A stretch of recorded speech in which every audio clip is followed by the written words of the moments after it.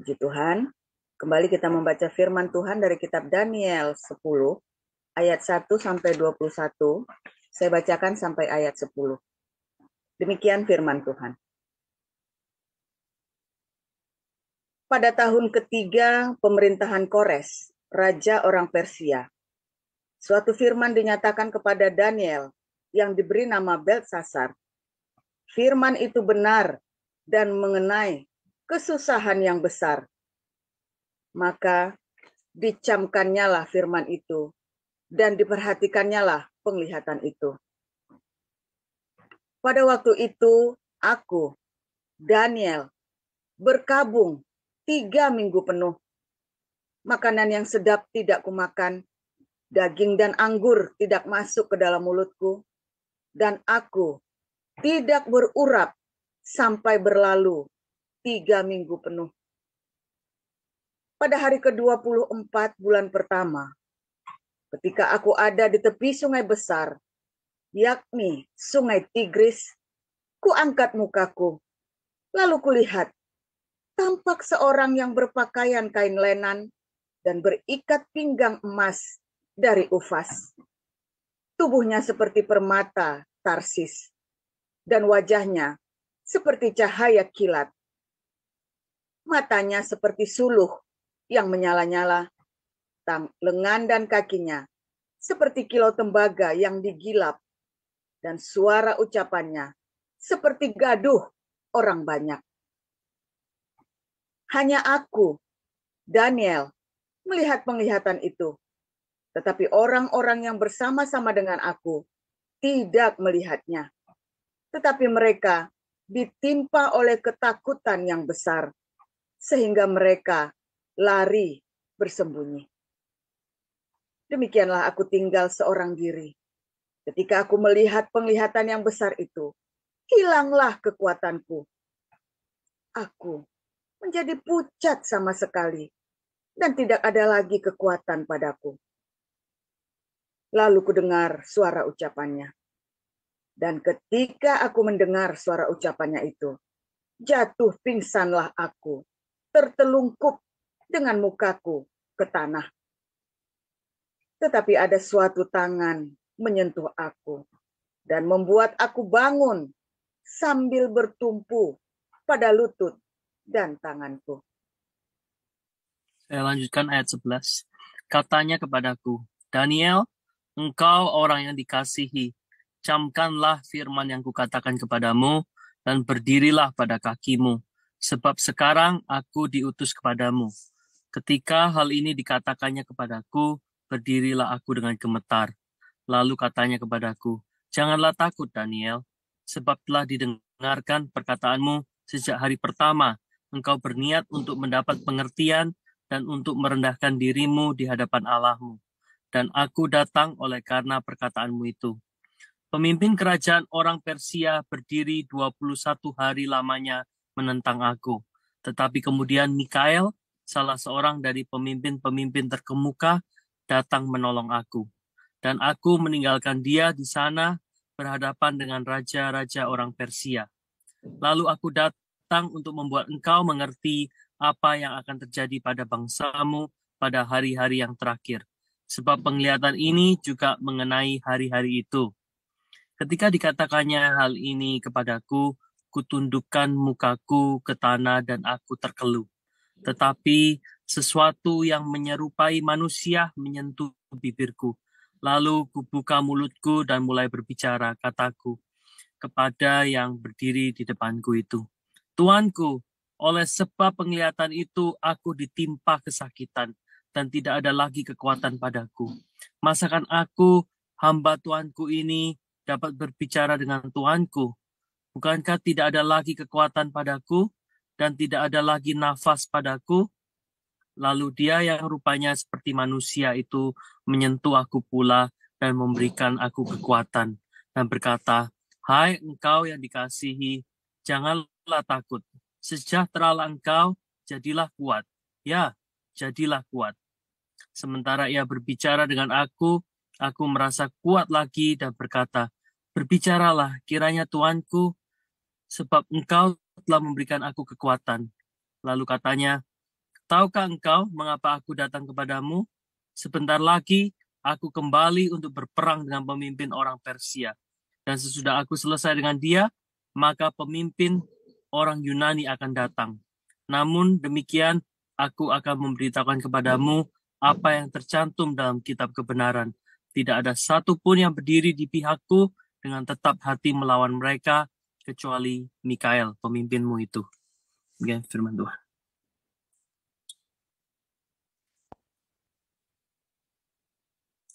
Lanjut langsung.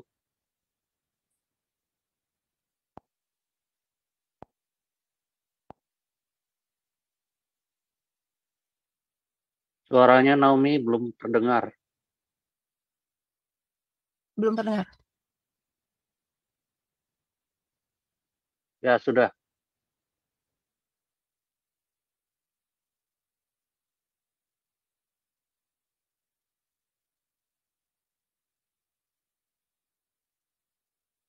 Sekarang Silakan terdengar, Mutami. Pak?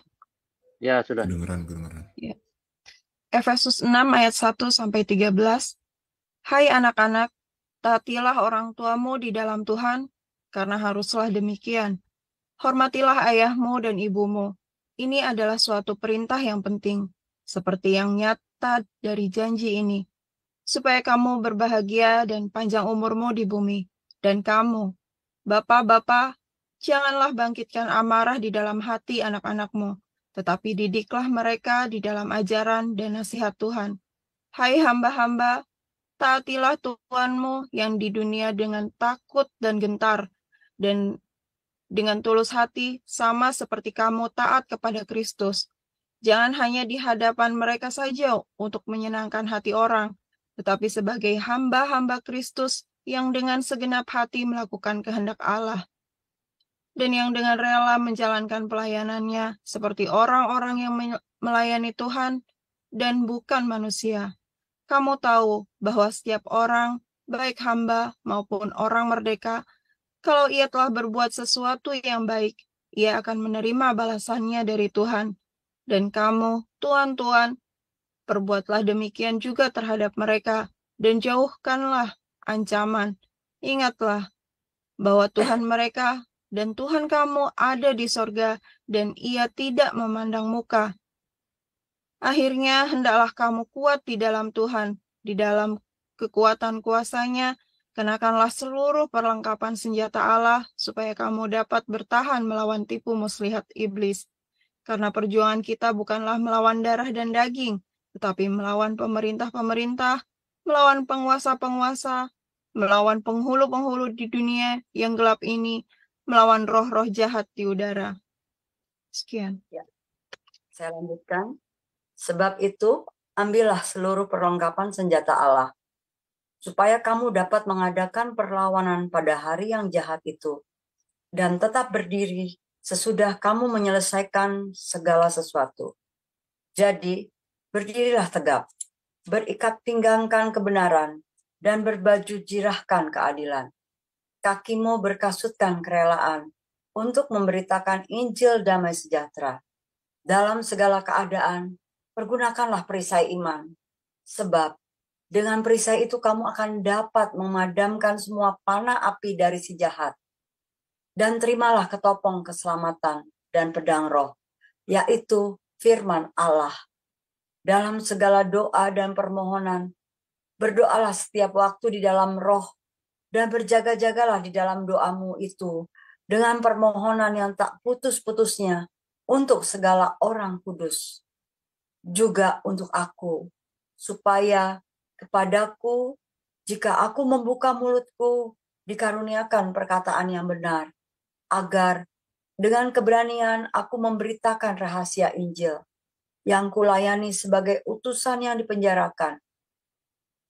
Berdoalah supaya dengan keberanian aku menyatakannya sebagaimana seharusnya aku berbicara, supaya kamu juga mengetahui keadaan dan hal ihwalku. Maka Tikus, saudara kita yang kekasih dan pelayan yang setia di dalam Tuhan, akan memberitahukan semuanya kepada kamu. Dengan maksud inilah ia kusuruh kepadamu, yaitu supaya kamu tahu hal ihwal kami, dan supaya ia menghibur hatimu. Damai sejahtera dan kasih dengan iman dari Allah, Bapa dan dari Tuhan Yesus Kristus, menyertai sekalian saudara. Kasih karunia menyertai semua orang yang mengasihi Tuhan kita Yesus Kristus dengan kasih yang tidak binasa. Demikian pembacaan firman Tuhan. Ya, terima kasih untuk para lektor. Amin untuk firman Tuhan. Selanjutnya kita akan mendengar renungan firman Tuhan dan tema spiritual warfare. Silakan Pastor Joseph Oljang.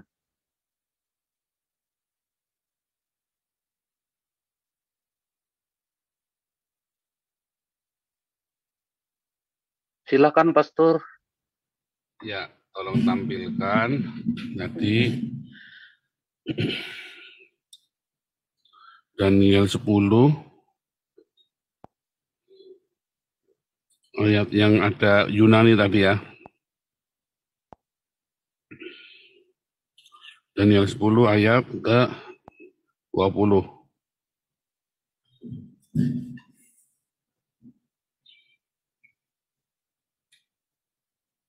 Daniel 10 ayat 20. Nah, lihat saudara ya, ini bagus sekali nih. Ya. Berbahagialah orang yang memiliki rema dalam hidupnya. Sebentar, salah kostum saudara ya. Saya ganti. Oke, nah ini ya.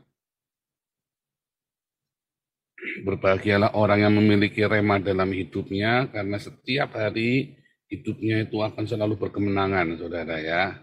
Karena dia akan punya pedang roh, yaitu rema dari Tuhan. Saudara, peperangan rohani itu ada ya, spiritual warfare itu ada. Cuman spiritual warfare itu bukan seperti orang-orang gereja karismatik itu, saudara. Serius, saudara ya, yang dilakukan oleh gereja karismatik itu salah, saudara. Spiritual warfare itu, makanya nggak ada hasilnya. Lalu mereka mengklaim, wah ini kita sedang, terus mereka bikin pedang-pedangan gitu ya. Oh kita pedangi, ayo kita perangi iblis, saudara ya. Begitu ya, terus ya doa keliling. Ya, mereka itu menggunakan cara doa keliling yang dilakukan oleh Yosua, saudara ya. Keliling, ya, mengelilingi kota 7 kali. Nah, saya tidak menyalahkan motivasinya. Banyak dari mereka yang tulus. Tapi sayang, saudara. Mereka itu nggak benar-benar masuk di dalam spiritual warfare. Makanya tidak efektif, saudara. Ayo, loh. Serius, saudara ya. Saya dari gereja karismatik, saudara ya. Teologi saya dari gereja karismatik. Saya ngerti yang mereka maksud. Jadi jangan ngomong saya nggak ngerti apa-apa. Saya ngerti, saudara ya. Buku pertama saya itu SMA kelas 1, SMA kelas, bentar ya. Buku pertama saya itu ya benar SMA kelas 1. Bukunya Larry Lea, saudara ya. Senjata peperangan Anda. Ngerti, saudara ya. Terus saya baca, tidak sanggupkah engkau berjaga-jaga 1 jam? Ya, saudara ya, serius, saudara ya. Wah, itu kalau diceritain, mereka melihat peperangan yang luar biasa lah, inilah, itulah. Nah, saudara. Saya sudah praktekkan, ya. Jangan ngomong saya enggak lihat setan-setan, saya lihat, saudara ya. Dulu, kapan? Dulunya itu kapan, saudara? Waktu saya masuk di dalam dunia klinik-klinik. Ya. Kemudian bagaimana setan-setan itu bisa saya taklukkan? Tadinya saya ngikut-ikut seperti yang dilakukan oleh orang-orang gereja karismatik, ya. Maupun orang dari gerakan Bahtera sekalian. Tadinya saya ikut-ikut begitu. Dan saya tidak menang, saudara. Mereka berdoa sama saya terima kasih. Ya, tetapi saya tidak berkemenangan. Ketika saya mengalami perjumpaan dengan Tuhan Yesus, Tuhan ajari saya bagaimana peperangan rohani itu, saudara. Makanya nanti kita mau bikin kelas profetik, saudara ya. Saya mulai mantap ini ya. Wah, luar biasa, saudara. Saya lagi tinggal nunggu satu peneguhan lagi, kita bikin kelas profetik. Ya, Serius saudara ya, banyak orang berpikir seperti itu. Nah kita simpel saja, saya mau tunjukkan kepada Anda bahwa ini ada, peperangan rohani itu memang ada. Saya setuju dengan gereja karismatik, ada. Ya, lihat ya ayat 20 ini. Tahukah engkau mengapa aku datang padamu, sebentar lagi aku kembali untuk berperang dengan pemimpin Persia. Sesudah selesai dengan dia, maka pemimpin orang Yunani akan datang. Apakah dia maksudnya perang beneran sama Alexander the Great, atau dia perang sama Kores atau sama Darius? Karena bisa, ini kan zamannya Kores. Zamannya Kores masih ada, di bawahnya lagi saudara ya. Kores, Darius, lalu anaknya Darius. Ya, Ahasiweros itu kan. Masih ada saudara ya. Suaminya Esther itu kan. Masih ada saudara, masih ada urutannya. Tapi bagaimana dia bisa ngomong perang melawan pemimpin orang Yunani? Karena inilah alam roh saudara, cerita alam roh. Ya, cerita alam roh. Pemimpin orang Yunani akan datang. Dan perang, malaikat berperang saudara. Nah, nanti kalau yang ikut kelas apologetik Anda akan mengerti apakah malaikat itu saudara, apakah Gabriel, apakah Mikael. Terlalu panjang untuk sini. Pokoknya intinya ada ya saudara ya. Anda harus ikut kelas apologetik, dan Anda yang sudah ikut apologetik, Anda akan lebih memahami saya dengan jelas. Ya. Lalu peperangan seperti apa yang harus dilakukan? Doa keliling Pak, keliling, tenging saudara ya. Tenging, sambil tenging, sambil waduh bergandengan tangan satu sama lain dalam kasih dan dalam kemesraan saudara ya. Akhirnya doling pada Cina semua saudara. Jadi saudara ya, jangan ngomong doling-doling. Suami-suami kalau istrimu lagi doling-doling, pasang mata saudara ya. Gandengan ya, kita gandengan. Hati-hati gandeng-gandengan, bonceng-boncengan, doling-dolingan saudara. Nanti nggak doling-dolingan, yang-yangan saudara. Nah, hati-hati saudara. Nanti akhirnya jawabnya apa? Pemimpinnya, oh kita lagi diserang dengan roh kenajisan. Wah, gundelmu peang. Itu mah nggak usah dilihat, saya yang begitu ngelihat saja. Waduh. Wes selingkuh, ngomongin saudara, selingkuh percaya saya. Nah kalau ya saudara ya, jadi nggak seperti itu yang namanya perang roh itu saudara. Kami mengalami saudara ya, oh kita kalau orang gereja karismatik di Belanda itu, ya sami mawon kadrun saudara. Ya, ini ada satu ya, pemain drum kami itu kan, juga sama saudara ya, pemain drum kami kan dari gereja karismatik itu kan. Saya sedang diserang. Sebentar. Kami mengalami peperangan rohani. Ya salahnya waktu itu karena saya kan nggak punya gereja ya kan saudara ya. Kita belum bikin, karena saya statusnya kan masih asilum, kita belum bisa. Nah tetapi sekarang saya udah punya organisasi sendiri, jadi mulai saya pelan-pelan tak muridkan. Dia ngikutin karena orang mamahnya ini kan orang Belanda asli, ikut gereja karismatik saudara. Dia ceritanya peperangan rohani apalah segala macam. Itu saya tanya, kamu tahu nggak? Kasih tahu ya, saya tiap hari saya ngelawan orang-orang Islam ini, lawan spirit Islam ini. Kenapa saya nggak seperti kamu? Ini peperangan yang dahsyat di rumah tangga saya katanya itu. Peperangan apa? Saya bilang begitu kan. Kenapa kamu laki-laki datang ke sama saya, kamu bilang ini setan lagi menyerang rumah tanggamu, keluargamu, tadi lagi datang. Jadi dia banyak diajari sama orang tuanya ya tentang, ya karena karismatik begitu ya. Nah, kamu coba lihat saya, istri saya, anak saya. Kamu kira kami perang enggak? Kita terang-terangan loh, coba lihat. Ratusan orang yang kita baptis di Eropa, ya, dan bahkan di YouTube saya kita penginjilan. Kamu kira itu enggak perang itu? Dia mulai mikir-mikir saudara ya. Lalu kira-kira iblis itu lebih tertarik nyerang kamu apa nyerang saya? Kenapa saya kok enggak seperti kamu ya cara perangnya ya? Goyong sampai wah bagaimana ya? Saya santai-santai saja, coba anda saudara-saudara anda lihat saya. Ya. Nggak seperti itu perangnya saudara, kita santai-santai. Tapi kita alert, jiwa kita alert saudara. Selalu standby, kita selalu siaga, jaga kekudusan. Kita jaga kejujuran, kita jaga hidup kita di dalam kebenaran, di dalam kasih yang sejati, saudara. Ya, dulu kan kita sudah belajar, sekarang balik ke Efesus 6, tadi mulai ayat yang ke-12 tadi, Pak Yuda. Efesus 6 ayat. Jadi nanti kapan-kapan kita cerita tentang perang ini lagi lebih detail ya supaya Anda ngerti. Cuma saya lagi kasih tahu Anda, jangan latah bilang perang itu, saudara.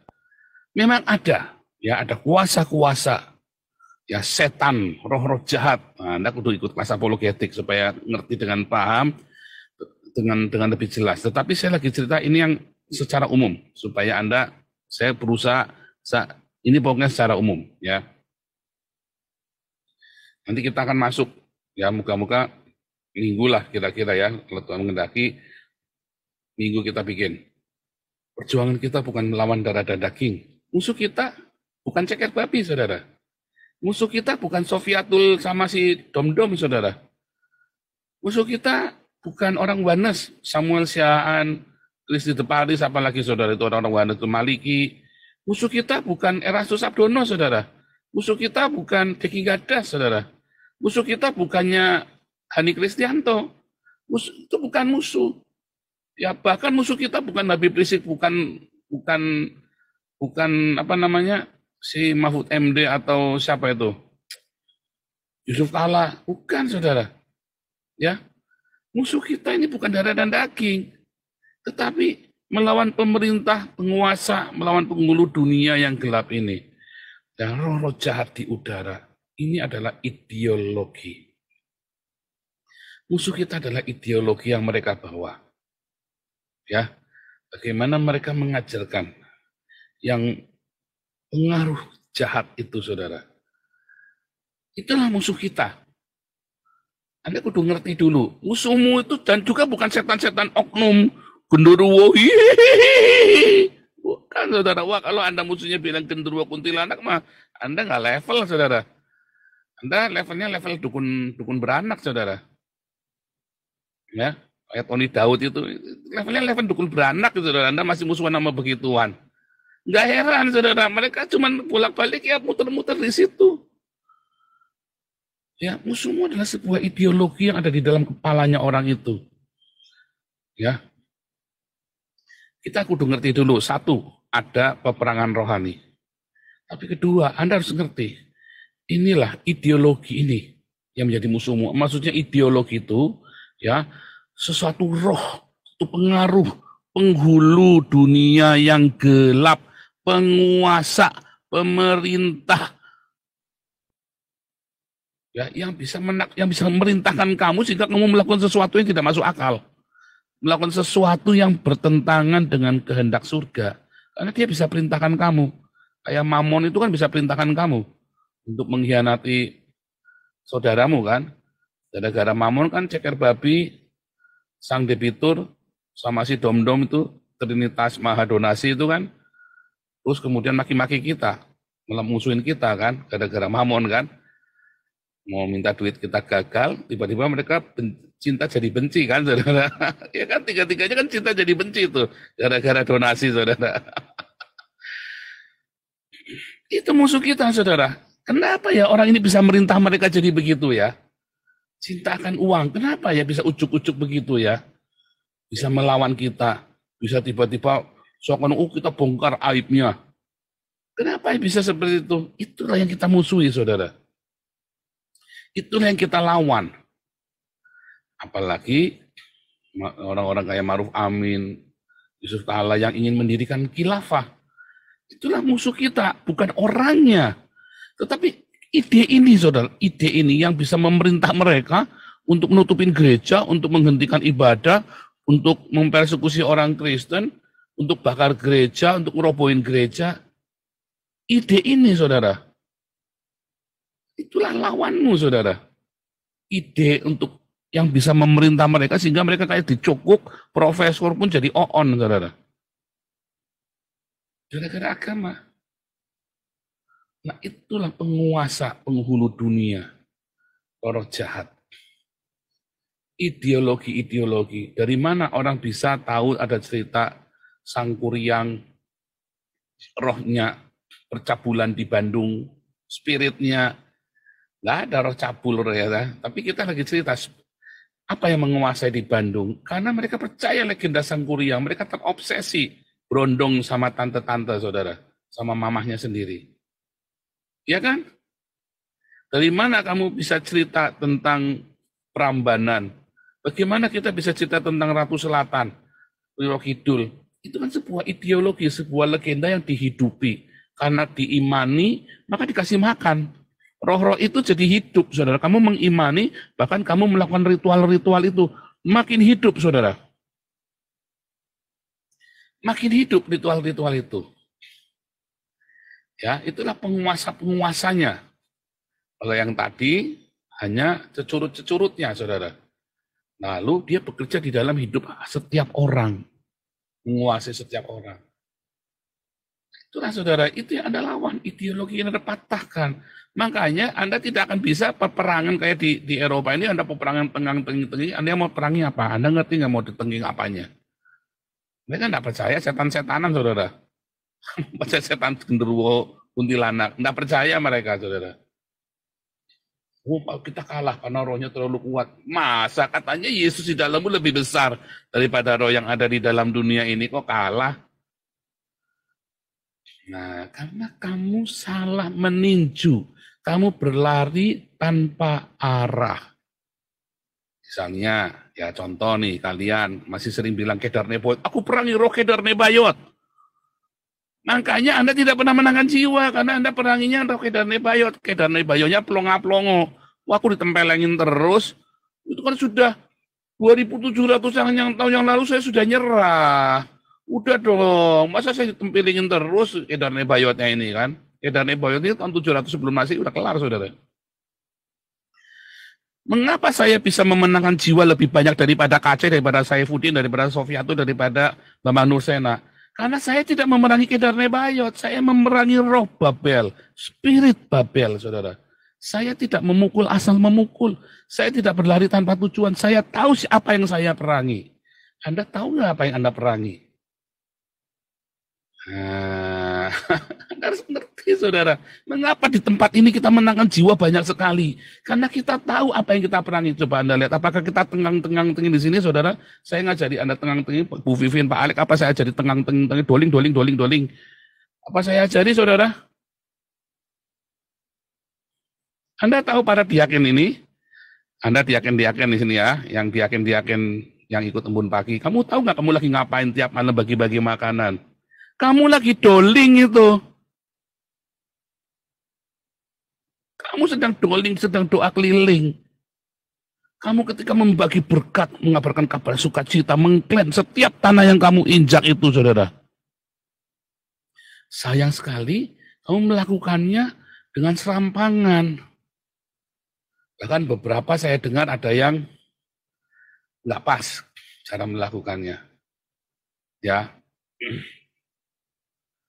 dari situlah makanya akhirnya kalian tidak diberkati. Kalau kalian melakukan dengan benar, ya, Bu Linda, Surabaya, diberkati, saudara. Kalau kamu ikuti diakonia dengan benar, Bu Linda Surabaya gabung dengan kita dalam kondisi habis-habisan, saudara. Ya, lakukan dengan benar. Dulu sampai gegeran sama kapal oleng itu Bu Linda, saudara ya. Sama siapa tuh ya? Terus akhirnya diputuskan, akhirnya nyaris mau diputus itu Bu Linda itu sama ya. Saya masuk karena akhirnya sudah dapat jalan tengah, sudah saya tinggal. Tapi saya ngasih tahu jalan terus, pokoknya harus jalan terus. Kita nggak mecat orang kecuali dia kriminal.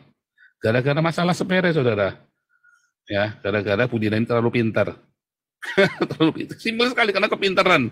Ya, SOP-nya tidak karena SOP-nya nggak ada. Ya, dia lakukan yang tidak ada di SOP kan. Nggak melanggar. Ya, tapi kan yang lain pada cemburu, pada komplain. Nah, tapi dia jujur, saudara. Hari ini dia diberkati Tuhan luar biasa, Bu Linda ini. Masih tetap berdiakonia dengan kita. Ya, saudara ya. Anda kalau jujur, rajin dengan benar, diakonia dengan tulus, Anda tahu Anda sedang memberitakan kabar sukacita, Anda sedang mengklaim setiap tanah yang kamu injak itu, saudara. Itu, saudara ya. Ya banyak tentu saja yang jujur banyak ya, yang baik-baik banyak. Kita tahu, saya nggak tutup mata, saudara. Ya, cuma saya tak kasih contoh ini yang ekstrim. Kondisinya dari habis-habisan sampai jadi beneran, sampai anaknya dua-duanya sekarang sekolah di luar negeri semua, saudara. Ya, hampir 3 tahun ya, kita 2 tahun ya berdiakonia ya dari corona. Dari awal COVID itu ya Pak Charles itu dimulai Pak Charles sama Pak Apeng ya kalau nggak salah ya dulu ya. Mulainya pertama kali ya Pak Charles sama Pak Apeng ya. Kemudian Ceker Babi gabung sama kita ya. Serius saudara. Kalau Anda mengerti, ya mungkin Anda tidak mengerti secara gamblang, tapi Anda tanggung jawab lakukan dengan hati yang benar, dengan hati yang tulus, dengan jujur, dengan segenap hatimu. Tidak mungkin tidak ada pemulihan dalam hidupmu, saudara. Tidak mungkin tidak ada terobosan. Tidak mungkin, saudara. Ya, pasti ada yang baik terjadi. Pak Alex, contohnya yang Jakarta, itu kan dari Surabaya, ini Jakarta.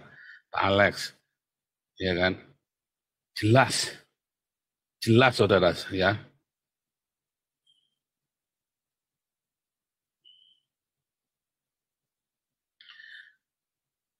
Kalau jelas semuanya ya saudara ya, maka selalu ada terobosan dalam hidupmu. Lakukan dengan segenap hati. Ya kan? Nah, ini ada terobosan dalam hidup keluarga mereka. Saya melihatnya juga, saya nonton saudara ya, karena saya pun bertanggung jawab dengan pertumbuhan rohanimu, makanya saya bilang kamu wajib. Ya, kamu wajib masuk belum pagi. Ya.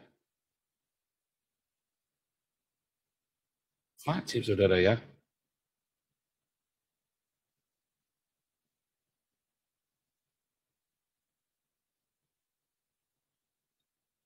Setiap tempat yang kamu injak akan menjadi milikmu.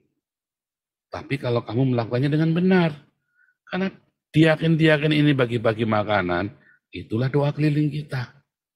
Makanya lihat ya, kita menuai banyak sekali jiwa-jiwa.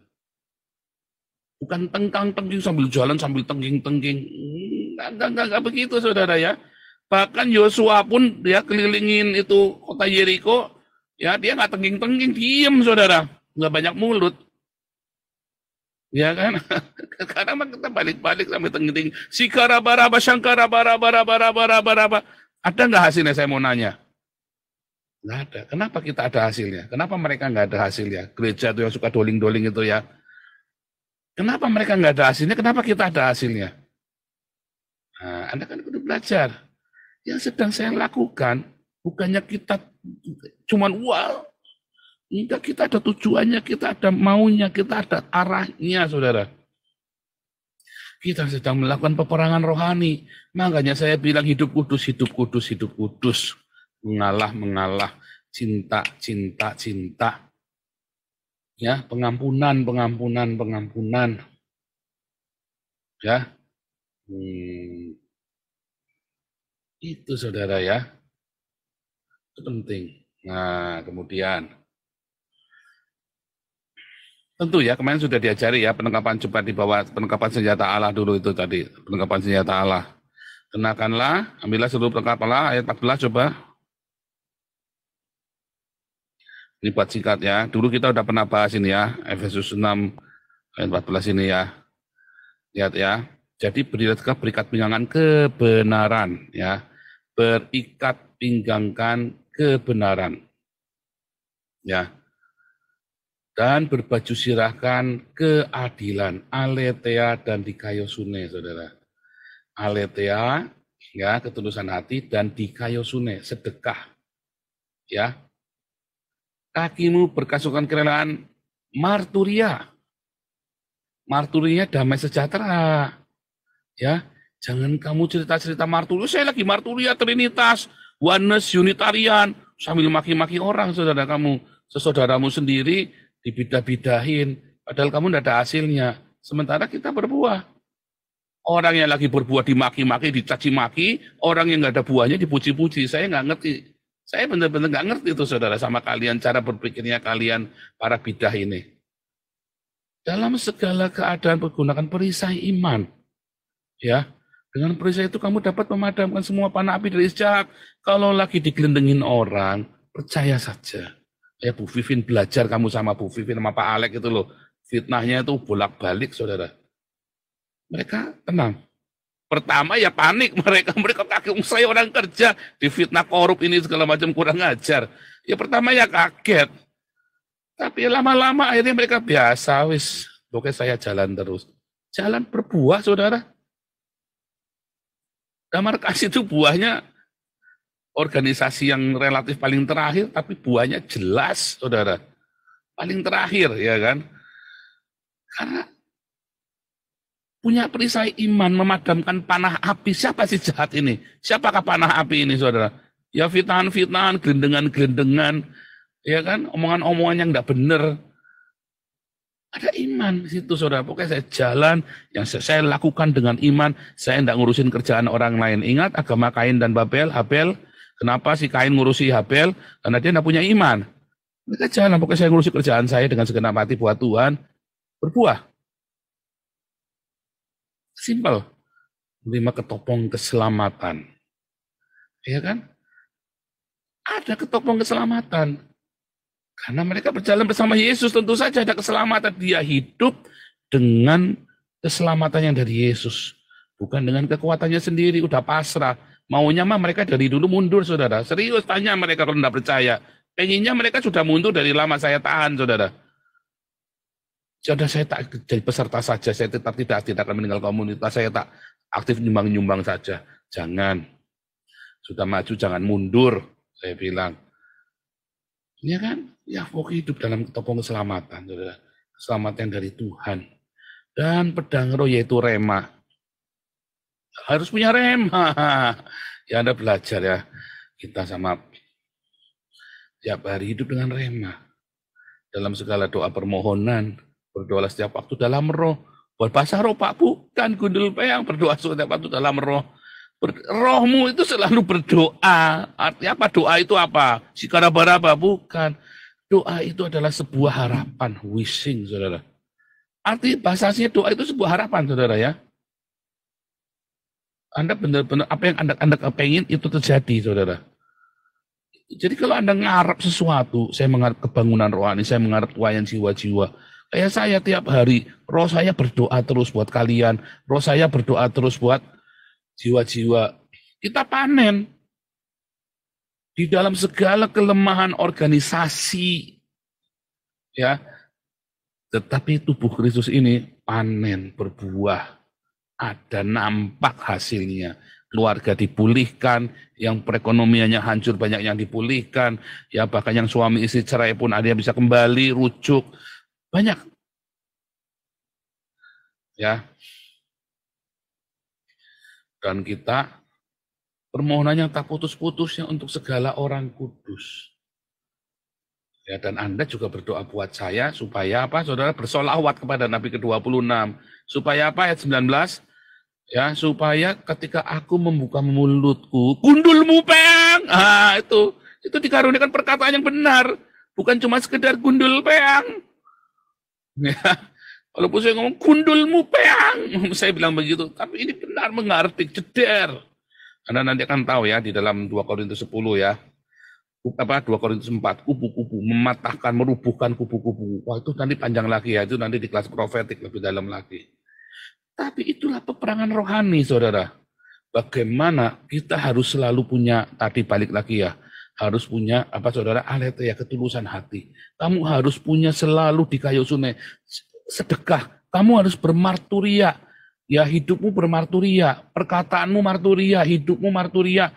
Bagi sesamamu, terutama bagi keluargamu, kamu jadi marturia. Makanya ayat sebelumnya, kalau Anda dilihat Efesus 6 itu, ayat 1-9 itu, taatilah orang tuamu, hormatilah orang tuamu, ya. Penting, saudara ya, hai orang tua, bapak-bapak, jangan bangkitkan amarah di hati anakmu. Itu peperangan rohani, saudara. Ketika kamu mengalami goncangan, tiba-tiba anakmu memberontak. Ada sebabnya. Itu peperangan rohani, saudara. Makanya tadi diajarin, supaya anak-anak kamu bisa tetap hormat, kamu harus tetap punya rema. Ya, bapak-bapak, ya, suami istri, majikan sama karyawan. Ya, jangan gampang kehasut orang.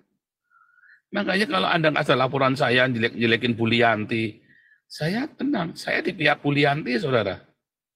Saya tahu siapa dia. Ya kan? Walaupun kadang-kadang saya juga pusing juga, apalagi kalau dia udah mulai curhat begitu, saudara ya. Waduh, itu petasan Imlek itu, saudara. Sebentar, stop.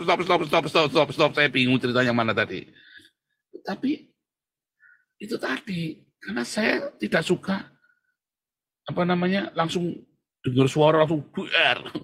Tidak, saudara. Belajar kita resapi karena kita punya perisai iman, ya. Karena kita punya apa, saudara? Kasut kerelaan hati memberitakan Injil. Karena kita punya itu tadi ya, tepung keselamatan. Semuanya hanya karena kasih karunia dari Tuhan Yesus. Kamu kudu sadar bahwa yang kita lakukan ini karena kita sudah diselamatkan, karena kita sudah terima kasih karunia. Jadi jangan saling menghakimi. Kenapa Anda harus ikut doa pagi? Supaya Anda bisa belajar firman Tuhan. Pak, saya kan dengarnya di YouTube, Pak, bohong. Nyatanya saya sudah kasih pengumuman lama saja nggak ada yang masuk kan? Anda kan nggak dengerin di YouTube. Saya kan pengumuman sudah lama, sudah sebulan yang lalu, saudara. Yang masuk saya tahu, langsung dengar, ya kan? Wah, langsung telepon cepat. Itu contoh ya. Jadi ya. Kalau Bu Mantu tiap hari ya, dengar. Bu Mantu tiap hari dengar. Serius kalau Bu Mantu dengar, karena dia selalu cerita, membahas sama saya, saudara. Maksudnya apa yang gini? Maksudnya apa? Ya, saudara ya. Gitu ya, saudara ya. Jadi peperangan rohani yang Anda lakukan ini tidak main-main tentang peperangan rohani dalam kehidupan sekitar, dalam kehidupan keluargamu. Lakukan ya tugas pelayanan kita masing-masing tiap divisi dengan benar. Nanti kamu akan diberkati. Kamu akan diluputkan. Coba lihat berapa banyak sumpah serapah pada keluarga saya. Enggak ada satupun yang kena, saudara. Halau. Ya. Halo, saudara, di dalam nama Yesus, bukan sombong. Bukannya sombong. Oh, Tuhan Yesus yang belain saya kok. Oh, sombong gimana? Enggak akan mempan. Ya, siapapun yang sumpah serapah saya dari mulai siapa itu yang sumpah serapah itu, Tuati Apelo, Saifuddin, orang Islam, semua yang sumpah serapah ke saya, enggak ada yang mempan, saudara. Ceker babi, kapal oleng, sumpah serapah ke saya, enggak ada yang mempan. Ya, apalagi orang-orang Islam ini enggak mempan. Bisa-bisa malam balik, saudara. Ya, iya, Sanggam, malam balik. Tuhan Yesus memberkati.